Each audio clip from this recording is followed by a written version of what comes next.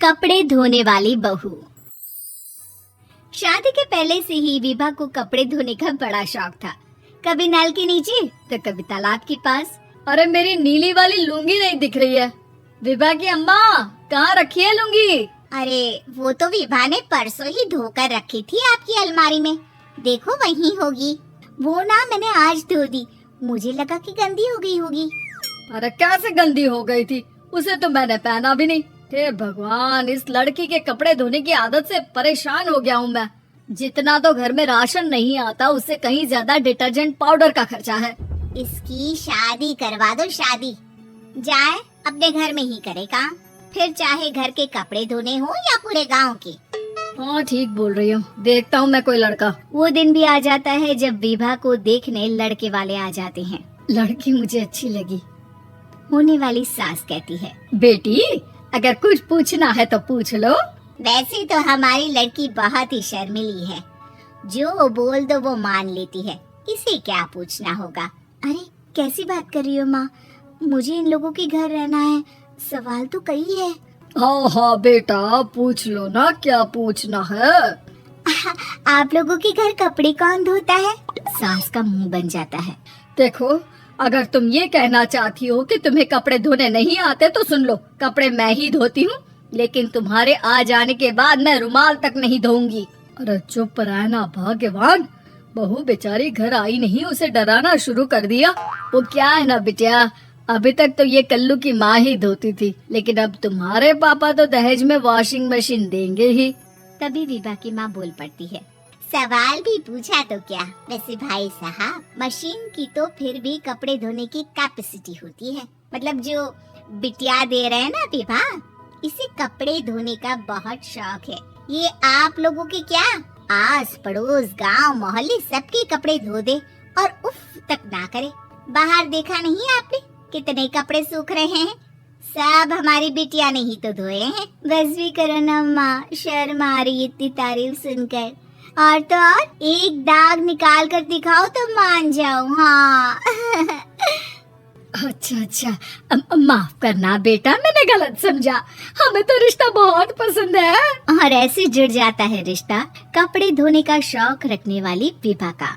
उसकी शादी हो जाती है कोयला फैक्ट्री में काम करने वाले कल्लू के साथ। शादी के बाद अचानक विभा चिल्लाती हुई सास के पास आती है, सासू माँ, अरे सासू माँ कहाँ है आप? ये तो धोखा है, धोखा दिया आप लोगों ने मुझे। इसे ससुर के चक्कर के बारे में पता चल गया। अरे तो उसमें तुझे क्यों धोखा मिला है? अरे नल में पानी नहीं आता, कपड़े कैसे कब धुलेंगे? अच्छा, तो पानी नहीं आ रहा उसकी बात कर रही है। तो आपने क्या सोचा? कुछ नहीं। अच्छा, तेरी माँ ने कहा था कि कपड़े धोने का शौक है, तुझे याद आया मुझे। शौक शौक बोलकर कपड़े धोने वाले मेरे जुनून को कम ना आके सासू माँ, कपड़ा धोना मेरा गुरूर है। तभी पति भी वहाँ आ जाता है। अभी मैंने इसे सनी देओल की फिल्म दिखाई है, उसी के डायलॉग मार रही है माँ। अच्छा सुन, साफ साफ बता रही हूँ, पानी सुबह 4 से 6 और शाम को 10 से 12 आता है, समझी? विभा टाइमिंग सुनकर हैरान हो जाती है। ये क्या भूतों का मोहल्ला है? सुबह 4 बजे उठकर कौन कपड़े धोता है? 4 बजे टंकी में पानी जाता है, फिर सारा दिन धोना ना, किसने मना किया? अरे कैसे बात कर रही है? 200 लीटर की टंकी में कितने कपड़े धो लूंगी मैं? सुबह ही उठ जाऊंगी मैं। अब क्या था, विभा सुबह 4 से लेकर रात के 12 बजे तक कपड़े ही धोती रहती। एक रोज सास पड़ोस से निकलकर कहीं जा रही होती है कि साथ वाली कहती है, हाँ कल्लू की माँ, जरा ये बताओ कि 2 साड़ी है, 2 ब्लाउज और एक पेटीकोट और एक नाड़े वाला लंबा कच्छा। हाँ तो? अरे तो क्या, कितना लोगी धुलाई ये बताओ। धोबन दिख रहे हैं हम क्या? हमारे पति सरकारी नौकरी से अभी रिटायर हुए हैं और बेटा सुपरवाइजर है कोयला फैक्ट्री में। धोबन समझ रखा है हमें।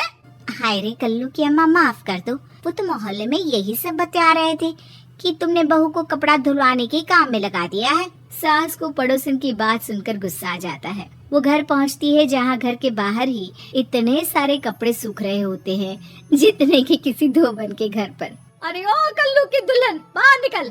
माँ जी यहीं आ जाओ, बाथरूम में चादर धो रहे हैं हम। अरे अभी हम धोते हैं, तुमको बाहर निकलो। ये आस पड़ोस वाले बोल रहे हैं कि हम बहू से कपड़े धुलवा धुलवा कर उसे कपड़ा धोने वाली बना दिए हैं।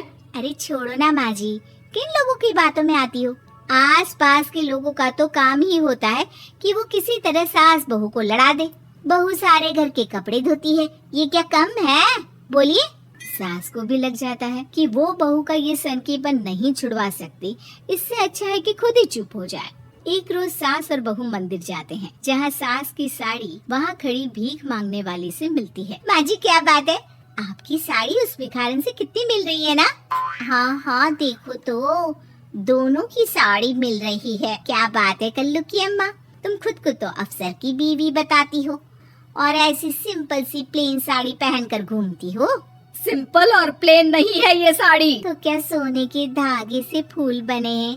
कुछ भी सासू माँ, कुछ भी।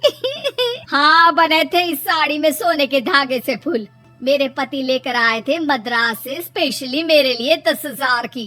ताहे भाई साहब इस भिखारन के लिए भी सेम टू सेम साड़ी लेकर आए होंगे 10,000 की। सास उस वक्त कुछ नहीं कहती, लेकिन बहू के साथ घर आती है और अलमारी से एल्बम निकाल कर लाती है। ये साड़ी देख रही है, ये वही साड़ी है जिसे मैंने अभी पहना था। इस साड़ी में ये जो चमकदार फूल दिख रहे हैं ना, ये सोने के धागों से काटे गए हैं।